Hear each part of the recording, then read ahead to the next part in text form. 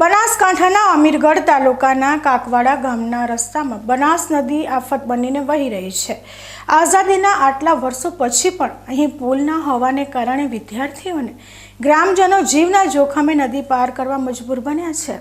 વારંવારની રજૂઆતો છતાં તંત્રના બહેરા કાને અવાજ ન પહોંચતા આજે ગ્રામજનોએ પાલનપુર કલેક્ટર કચેરી ખાતે ધરણા યોજી ઉગ્ર વિરોધ પ્રદર્શિત કર્યો હતો। કાકવાડા ગામ પાસે આવેલી બનાસ નદી પર પુલ ન હોવાને કારણે વિદ્યાર્થીઓને આ કડકડતી ઠંડીમાં પણ નદીના ઠંડા પાણીમાંથી પસાર થઈને શાળાએ જવું પડે છે। માત્ર શિક્ષણ જ નહીં પરંતુ પશુપાલન, રોજિંદા કામ કે મેડિકલ ઇમરજન્સી સમયે પણ ગ્રામજનો માટે નદી પાર કરવી લોઢાના ચણા ચાવવા સમાન બની રહે છે। ચોમાસા દરમિયાન તો આ ગામનો સંપર્ક અન્ય વિસ્તારોથી સાવ કપાઈ જાય છે। ગ્રામજનોનો આક્ષેપ છે કે અત્યાર સુધી ત્રણ વાર પુલના કામ માટે ખાતમુહૂર્ત કરવામાં આવ્યા છે, પરંતુ આજ દિન સુધી 1 ઈંટ પણ મુકાઈ નથી। આ પરિસ્થિતિને કારણે બાળકોના અભ્યાસ અને આરોગ્ય પર ગંભીર ખતરો ઊભો થયો છે। અમે કાકવાડાના રહેવાસી છે, અમીરગઢ તાલુકો બનાસકાંઠાના વ્યક્તિ છે ભાઈ, અને અમારે પુલની માગણી છે તે પુલ અમારે બનાવવાનો છે તે સરકાર પાસે માગણી કરવા આવ્યા છે, આવેદન પત્રિકા હાલવા। અમારે બાળક ભણવા જાય છે, બાળકની અમારે ભણવા જવાની આવવા જવામાં તકલીફ છે, ખૂબ તકલીફ છે। અમારે કોઈ ભાઈ બહેનો બીમાર થાય, બેટી ડૉક્ટર જવા તકલીફ છે। અમારે પુલની નથી, નદી બે કાંઠે નદી વહે છે, વરસાદ આવે છે અને હાલ શિયાળાની ખૂબ તકલીફ છે। અમને ઠંડીમાં ભણવા જવાનું, અમારે આવે જવાની ખૂબ તકલીફ છે।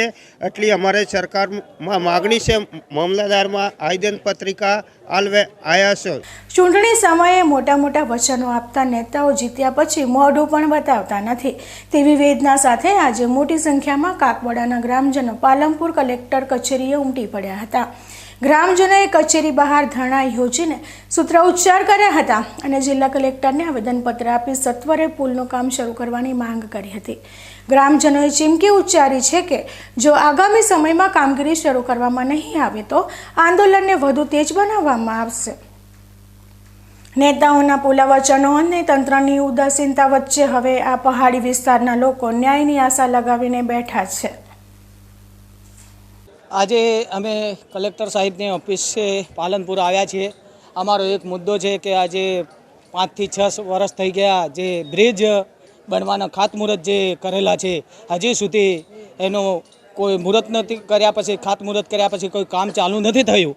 એના માટે કરીને અમે આજે કલેક્ટર સાહેબને આવેદનપત્ર આપવા આવેલા છીએ અને જેના ભૂલકાઓ ત્યારે શાળા ભણવા જવું પડે તો આના પાણીમાંથી નીકળવું ખૂબ પરેશાન થાય છે, એટલા માટે કરીને અમે આવ્યા છીએ કલેક્ટર સાહેબ। કાકવાડા ગામની, અમીરગઢ તાલુકો। ખાતમુહૂર્ત 3 વખત કરી દીધું। ડિજિટલ ઇન્ડિયા અને વિકસિત ગુજરાતના ધાવાઓ વચ્ચે કાકવાડા ગામની આ તસવીર તંત્રની નિષ્ફળતાની ચાળી ખાય છે। જ્યારે નાના ભૂલકાઓને જીવના જોખમે શિક્ષણ મેળવવા નદીના પાણી ખૂંદવા પડતા હોય ત્યારે વહીવટી તંત્ર આ ગંભીર પ્રશ્નનો ઉકેલ ક્યારે લાવશે તે જોવું રહ્યું।